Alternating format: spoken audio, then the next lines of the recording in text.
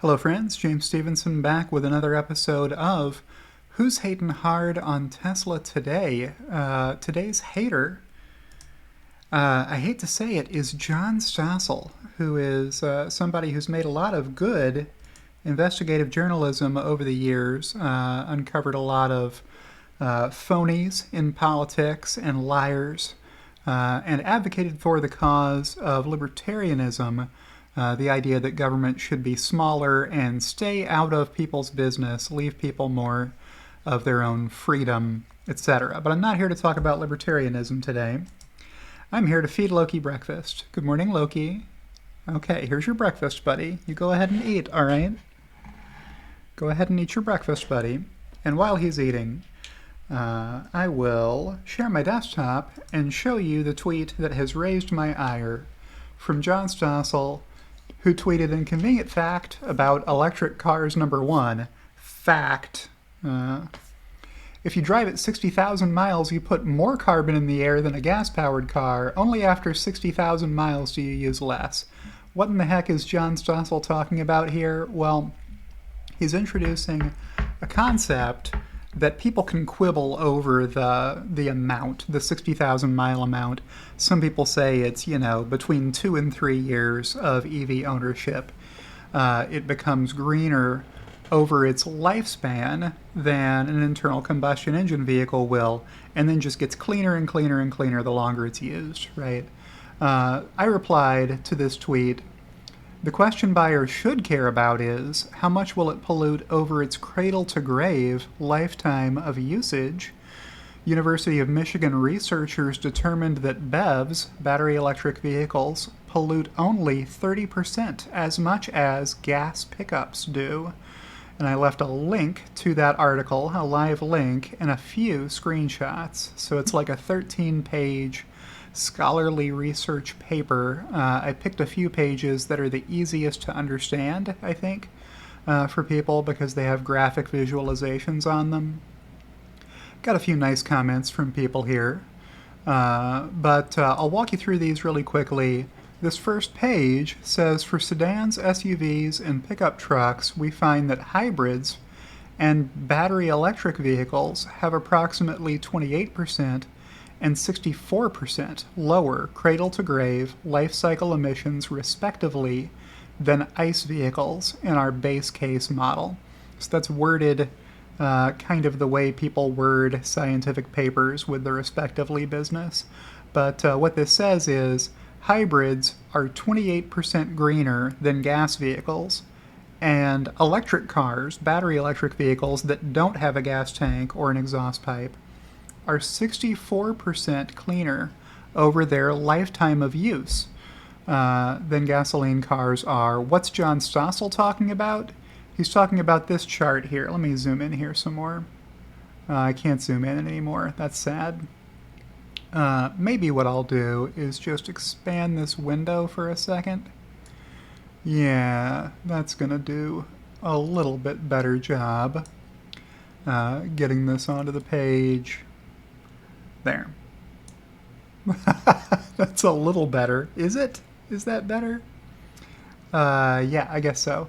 So in these couple of charts here, what you see is the flatter lines, the ones that pollute less as they are driven. The scale, the x-axis here is thousands of miles driven. On both of these charts, it goes to 200,000 miles for the lifetime of a vehicle. Some of these actually end a little sooner than that, interestingly. The flatter lines here are the BEVs. So the BEV pickup, the BEV SUV, and the BEV sedan are shown here. The y-axis is cumulative greenhouse gas emissions over time. So the top chart here compares internal combustion engine vehicles against battery electric vehicles. That's the one we want to look at. The one below shows something similar except for hybrid electric vehicles, meaning mild hybrids that have a combination of a battery electric vehicle and a combustion engine vehicle on board. So these do have a gas tank and an exhaust pipe, and then you have to make assumptions about how often people are going to charge them. I won't go into it, but there is research saying that The assumptions people make about how often people plug in their plug-in hybrids are overly optimistic. People are still putting gas in those mild hybrids a lot more often than the makers of them hoped they would. But yeah, you see how flat these lines are? That's telling you that there's almost no pollution from a battery electric vehicle relative to how much is being spewed out from the tailpipe of gasoline vehicles. So the red one here is the ICE pickup, the gasoline engine pickup truck. This is what a battery electric truck does, you know, so less than half as much lifetime pollution than for SUVs. The lighter blue here is the gas-powered one. The darker blue is the battery-powered one. You can see right around, you know, less than 25,000 miles of use, the gasoline-powered vehicles get dirtier. Why do the battery electric vehicles start off dirtier? Because there's more extraction and mining activity required to create the battery pack than there is for the gasoline engine vehicle. So now I have to put this back the way I found it. So let me drag this back up and drag this corner down and get it framed back up the way it was to begin with. I'll X out of here. Yeah, that looks okay. If I can get it back to a normal zoom again. So that was my reply. Let's watch the video now and see what it says. Oh my God! Electric car sales are up 66%. Anybody want to jump in the back? And now my president says the future. It's electric, and there's no turning back. To make sure of that, some states are banning gas-powered cars. Gasoline cars are driving us toward climate chaos. We actually have to stop using fossil fuel vehicles. California's governor made that an executive order. We will eliminate the sales of internal combustion engines. Governments everywhere say they plan to do that. The government has a vision for a future where all our cars will be electric. But this is just magical thinking. Magical thinking, John Stossel says. I wish he would have said, I don't like that the government is inserting itself into the free market. Let me get out of here.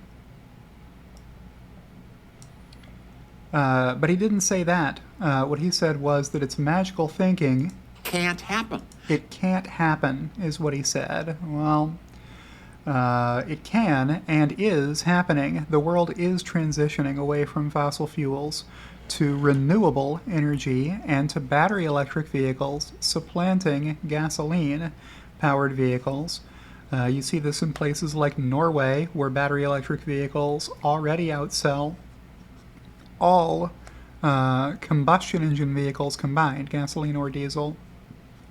You see it in places like California, where the number one selling vehicle last year was the Tesla Model Y. Not the number one selling battery electric vehicle, the number one selling vehicle. There were no vehicles that outsold the Tesla Model Y last year in California. You know what the number two selling vehicle in California was last year?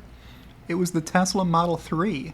The market is transitioning to battery electric vehicles in those markets and will continue to transition globally.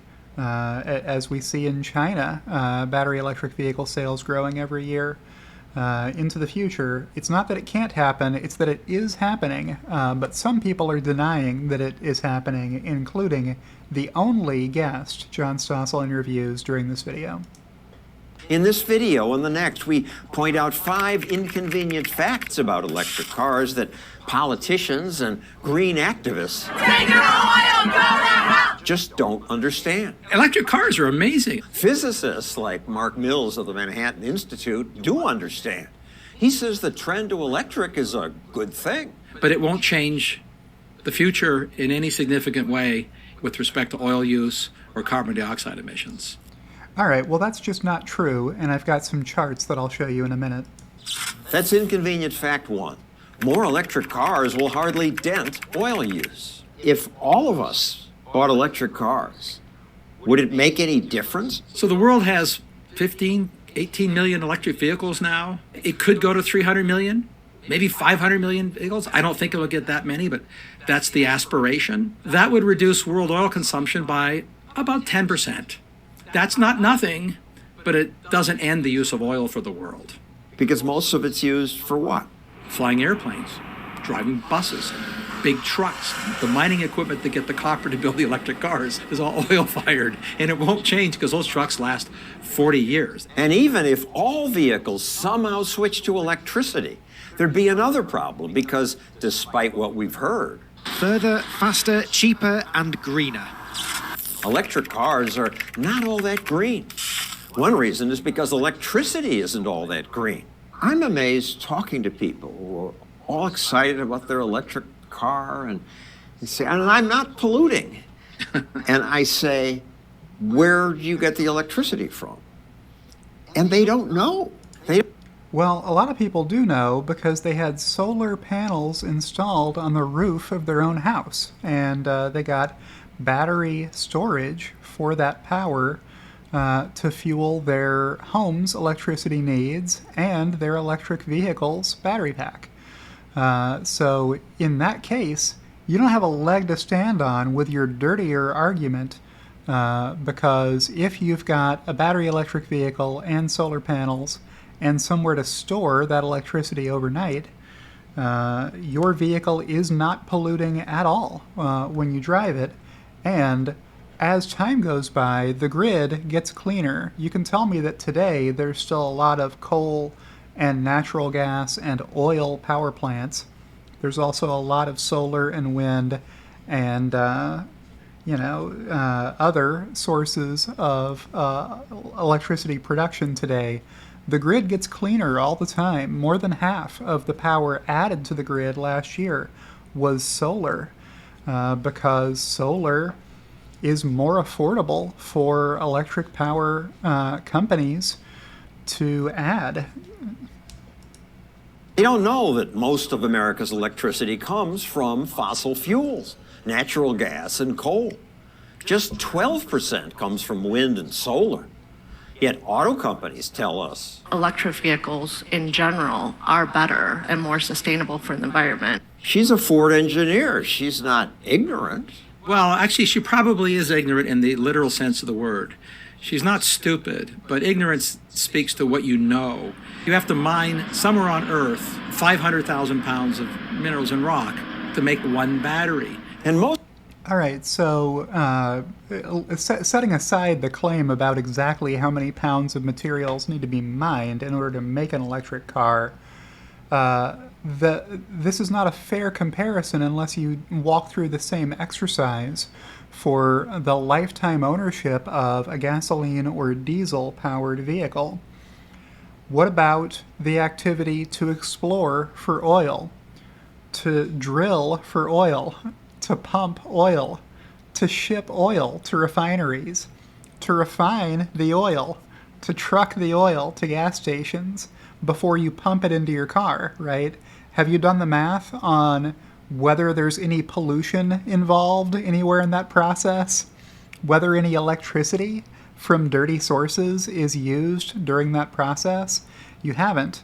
So you're making an unfair comparison to say, well, there's a carbon footprint associated with battery electric vehicles. Guess what, Sparky? There's a carbon footprint associated to any form of transportation. If you walk, if you bicycle, if you take a helicopter, any form of transportation you might use will have a carbon footprint associated with it. Most of this mining isn't done in the U.S. American regulations make it nearly impossible. So it's done other places, polluting those countries. And worse, ingredients in batteries are mined in places that enslave people and use child labor. An army of children are at the heart of the mining production, wearing no shoes and in the most wretched conditions. Most Americans proudly driving electric cars don't know about this. They just don't want mining done near them. But wherever it's done, mining is a dirty business that adds lots of carbon to the air. If you're worried about carbon dioxide, the electric vehicle is emitted 10 to 20 tons of carbon dioxide before it even gets to your driveway, Yeah, so you remember the charts that I showed you at the beginning of this vehicle from my reply. I take exception to them showing child labor and then showing Tesla as though Tesla uses child labor. That's ridiculous. The current generation of Tesla electric motors uses cobalt sourced from Canada and the Philippines, places where child labor is completely illegal and the law is enforced. And the next generation of Tesla vehicles will use no rare earth materials at all and no cobalt. And the current vehicles being produced from China in the Shanghai Gigafactory, the world's #1 production output automaker on Earth, or auto production facility on Earth. Those are all LIFE. Those are lithium-ion batteries with an iron-based chemistry. Lithium iron phosphate batteries that have no cobalt in them at all. or you drive the first mile and plug it in the first time. Carbon dioxide produced by the mining and the manufacturing and the shipping. Exactly. Volkswagen published an honest study. They point out that the first 60,000 miles or so you're driving an electric vehicle, that electric vehicle will have emitted more carbon dioxide than if you just drove a conventional vehicle in the first place. You have to own it for a while before the electric part starts to win. You have to own it for at least 100,000 miles, and then... No, you don't have to own it for at least 100,000 miles, which was the point of my reply here. The question buyers should care about is, how much will it pollute over its cradle-to-grave lifetime of usage? University of Michigan researchers determined that battery electric vehicles pollute only 30% as much as gas pickups do. That's what these charts were about. They're showing you, yes, right at the very start, the battery electric vehicles have had a larger carbon footprint so far during their lifetime of usage. But before you've made it 30,000 miles in that car, so, 2 years worth of usage, it is greener with a smaller carbon footprint from that point forward for as long as it's used. And today's modern battery packs will last decades. They will outlast the frame. The bottom of the page here is giving you comparisons. I wish I could zoom in here very quickly. I'll just read them to you. Compared against gasoline pickups, which are using 543 to 573 cradle-to-grave greenhouse gas emissions in CO2 equivalent per mile.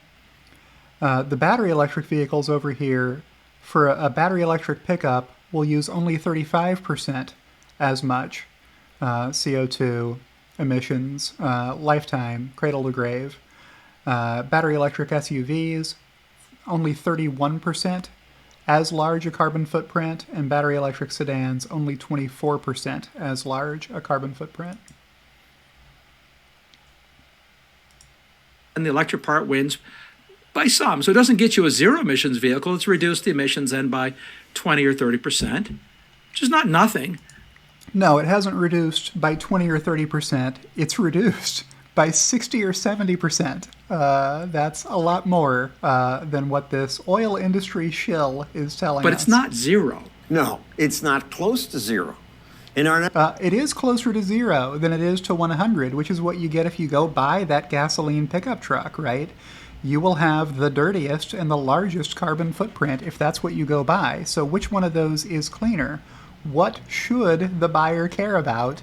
They should care about what the cradle-to-grave lifetime emissions of that vehicle will be and make the better decision, which is to buy the battery electric vehicle. Next video, more inconvenient facts about electric cars. Politicians make impossible assumptions about batteries and the electric grid. All right, so that's the end of part one. Let me get rid of this one and show you a couple of debunkings of Mark P. Mills. Here's one from Ars Technica. Our editor-in-chief obviously hates me. The only conclusion I could reach after he asked me to watch an abysmal attack video targeting renewable energy, video produced by a notorious source of right-wing misinformation, that being Prager University, which invited this same guy, Mark P. Mills, to speak to them. Here's a bulleted list of claims that he made that were not true, documented by Ars Technica. The next source that I have here is Mark P. Mills' own website. He's got a bunch of links in here. So he wrote an article in 2014 called Keep the Shale Boom Rollin', with a Congressional Keep Energy Act. So apparently this guy isn't always against government action. He favors government action if it benefits the shale oil energy production industry. Why would that be? Here's an article called Tesla Derangement Syndrome that Mark wrote in 2014. This is per his website. I'm not attacking the guy. This is how he advertises himself. Here's that article, Tesla Derangement Syndrome by Mark P. Mills, former contributor to Forbes, is how they've identified him. Quoting from that article, consider the global impact. Assume for the sake of argument the Gigafactory is the tipping point in the revolution and batteries get cheap fast and EVs account for half of all the new cars forecast to be in the world 2 decades from now. There will still be 500 million more gasoline burners on the road, added to today's nearly 1 billion. The world will still need more, a lot more, not less, oil than produced today. Well, that's not true at all, and I will use BP as my source for that information. Hey BP, here was 2014, there it is, when the world needed 77,880,000 barrels a day of oil. So what does that mean? That's 77.9 billion barrels of oil refining throughput per day on average. What's been happening since then? Well, it did rise a little, and then it dropped, and then the most recent record they have information for, 79.2 million barrels a day of oil. Does the world need more, a lot more oil? No, it looks pretty flat there. What's this next article? The Tesla and Solar City merger is rooted in battery derangement syndrome. That's the format that Mark P. Mills loves using. Battery derangement syndrome. Interesting. And then he uses Bill Gates as his authority on the electric grid, something that Bill Gates has always been recognized as being a huge expert in. Quoting from this article, now consider the scale needed for batteries to replace gasoline. At any given moment, the fuel tanks in more than 1 billion vehicles on the world's highways and garages hold about 10,000 million gallons of gasoline. Okay, 10 billion gallons of gasoline and diesel. That quantity of energy expressed in electrical terms holds 400,000 billion watt hours. What is it with people? Just call it 400 trillion. That's what that is. If we reduce this to take into account the efficiency advantage of electric motors, typically 4 times better than an engine at converting stored energy into motion. I'm surprised he even concedes this point, that 3/4 of gasoline energy is wasted in the form of heat loss in a combustion engine. Then one needs only 100,000 billion watt hours of batteries. That quantity is 5 times greater than the already massive number needed for the solar vision.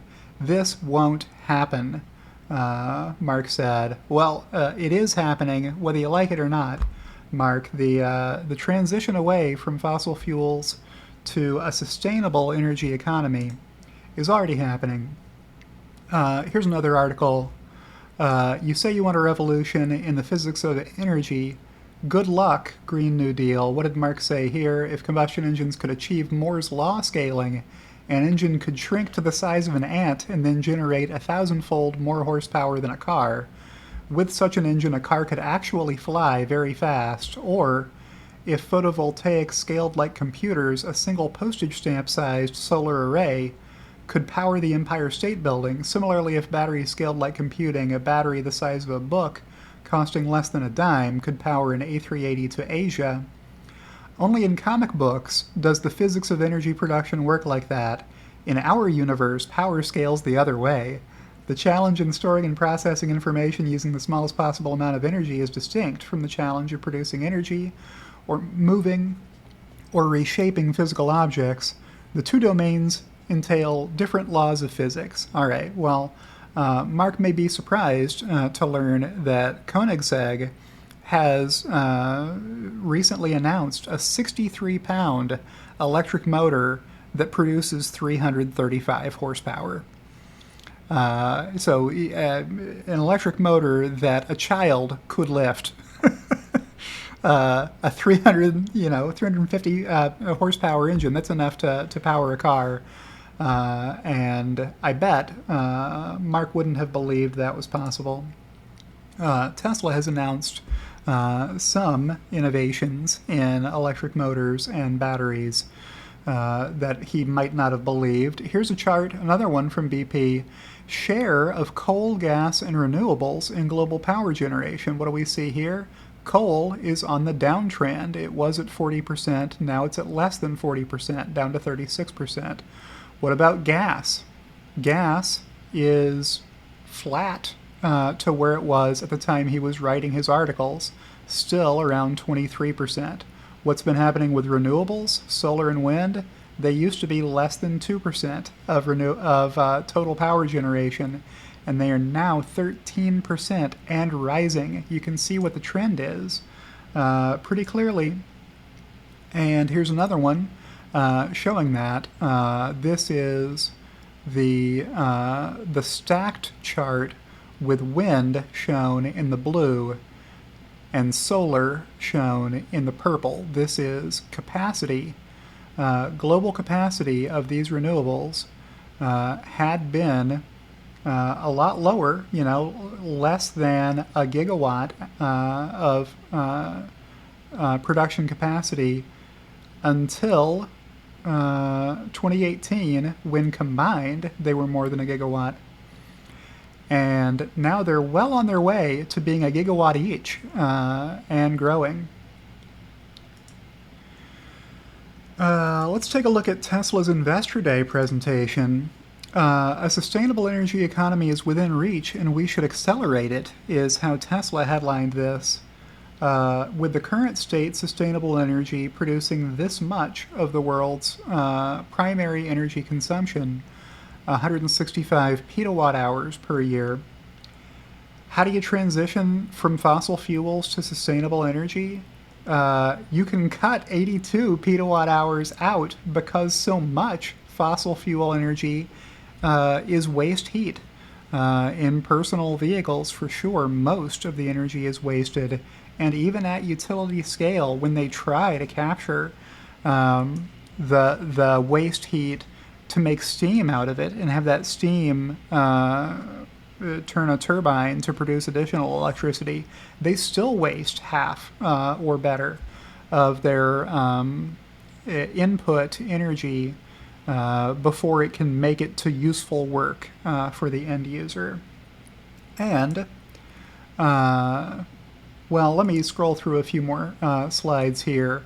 You don't need magical thinking that John Stossel alluded to believe the world can transition. All the world has to do is keep going, producing more batteries, more solar, more wind, more electric vehicles, and accelerating that rate of growth. And they'll be there before long. Some of the fallacies that we saw from Mark P. Mills were extrapolating from today's rate and saying that it'll take 250 years or 400 years. Well, it's only true if that rate doesn't grow. And the rate is growing, whether Mark P. Mills would like it to or not.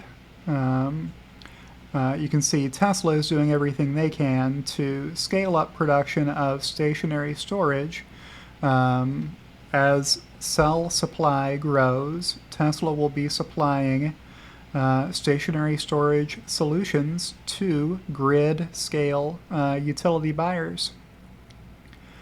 And, of course, doing their part to add to the world's electric vehicle fleet, as shown on this slide, hoping to produce more than 1 billion electric vehicles over the next, several decades is the scale of that one. Electric vehicles are 4 times more efficient oil well to wheel than a Toyota Corolla is, from this slide. Let me skip ahead in the presentation. Our next drive unit will be even more scalable, Tesla says. A $1,000 all-in cost for an electric motor and inverter. Any battery chemistry accepted. 75% reduction in silicon carbide. Rare earths required for a Model Y today. A few grams per vehicle. In the next generation, 0 grams of rare earth materials will be required to produce those vehicles. So, there's the information that's really the inconvenient facts John Stossel did not mention in his video. And that's who's hating hard on Tesla today. It was John Stossel and Mark P. Mills. So what's Loki doing? He is curled up in bed. With that, I will outro and say, if you've enjoyed today's video, click the like button. If you're not subscribed to my channel already, why not go ahead and subscribe to my channel over here and click the notification bell to get alerted whenever I post fresh content. Thank you to everyone who supports me, either through Patreon, where you get early access to my videos the day I upload them, or by joining my YouTube channel, as my executive producers Kathy Kitchler and Halter Ferguson Financial did, and I'll see you in the next one.